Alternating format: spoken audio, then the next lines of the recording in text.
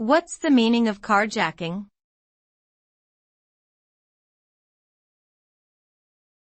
Carjacking.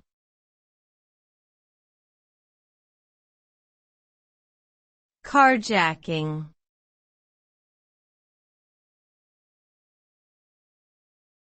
Carjacking.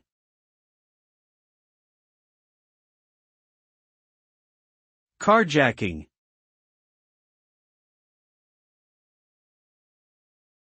Carjacking is a violent crime in which a person steals a car by using force or threat of force. This can involve the threatening or actual use of weapons such as guns or knives, and victims are often targeted randomly. The result of carjacking can include physical harm to the victim, damage to the vehicle, loss of personal belongings, and significant emotional trauma.